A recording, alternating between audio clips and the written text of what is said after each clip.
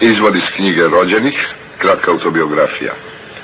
Moj otac ugledao svete u zapadnoj Mađarskoj, a završio je Trgovačku akademiju u mestu rođenja izvesnog gospodina Viraga, koji će, milošću gospodina Joycea, postati slavni Leopold Bloom. Mislim da je izvesna liberalna politika Franje Josipa II, kao i želja za integracijom, navela moga dedu da svom još maloletnom sinu mađarizuje prezime. Mnoge pojedinosti iz porodične hronike ostaće međutim zauvek nerazjašnjene. Godine 1944. moj otac, kao i svi naši rođaci, bit će odvedeni u Auschwitz, odakle se skoro niko od njih neće vratiti. Među mojim predsima s majčine strane nalazi se jedan legendarni crnogorski junak koji će se opismeniti u svojoj 50. godini i slavi svoga mača dodati slavu pera, kao jedna Amazonka koja je iz osvete posekla glavu turskom nasilniku.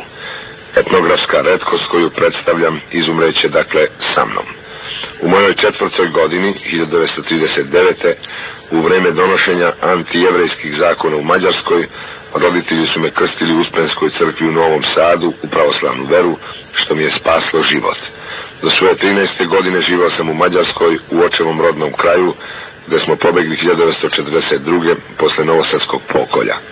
Radio sam kao sluga kod bogatih seljaka, a u školi sam slušao katehizis i katolijsku biblijsku egzegezu.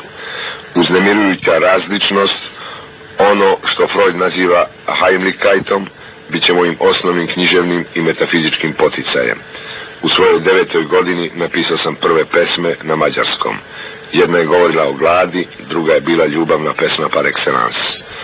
Od svoje sam majke nasledio sklonost ka pripovedačkoj mešavini fakata i legende, a od svoga oca patetiku i ironiju. Za moj odnos prema književnosti nije bez značaja činjenica da je moj otac bio pisac međunarodnog reda vožnje. To je čitavo kosmopolitsko i književno nasleđe. Moja majka čitala romane do svoje 20. godine, kada je shvatila ne bez žaljenja da su romani izmišljotina i odbacila ih jednom zauvek. Ta njena averzija prema pustim izmišljotinama prisutna je latentno i u meni. Godine 1947. posredstvom Crvenog krsta repatrirani smo na Cetinje, gde je živeo moj ujak, poznati istoričar, biograf i komentator Njegoša. Odmah po dolasku polagao sam ispit za likovnu školu. U ispitnoj komisiji bili su Petar Lubarda i Milo Milunović.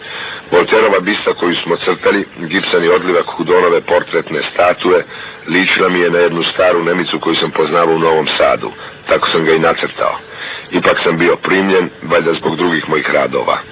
Trebalo je da sačekam godinu, dve, kako bih mogao imati potrebnu gimnazijsku spremu. Za to vreme odlučio sam da ipak završim maturu. 2 godine sam učio violinu u muzičkoj školi, gde mi je predavao Simonuti Stari, koga smo zvali Paganini, ne samo zbog izgleda, nego i zato jer je obožavao tremola. Upravo kada sam bio stigao do druge pozicije, muzička se škola odselila u Kotor. Tada sam nastavio da sviram bez nota cigansku muziku i mađarske romanse, a na školskim igrankama tango i English valcere. U gimnaziji sam nastavio da pišem pesme i da prevodim mađarske, ruske i francuske pesnike, u prvom redu radi stilske i jezičke vežbe. Spremao sam se za pesnika, izučavao književni zanat. Ruski su nam predavali beli oficiri, emigranti iz 20. godina, koji su, zamenjujući odsutne profesore, držali s jednakom spremom predmete kao što su matematika, fizika, hemija, francuski, latinski. Posle mature upisao sam se na Beogradski univerzitet, gde sam diplomirao kao prvi student na novootvorenoj katedri za uporednu književnost. Kao lektor za srpsko-hrvatski jezik i književnost boravio sam u Strasburu, Bordeauxu i Lilu. Posljednjih godina živim u Parizu, u 10. arondismanu i ne bolujem od nostalgije. Kada se probudim, ponekad ne znam gde sam, čujem kako se našijenci dozivaju, a iz kola parkiranih pod mojim prozorom sa kasetofona trešti harmonika.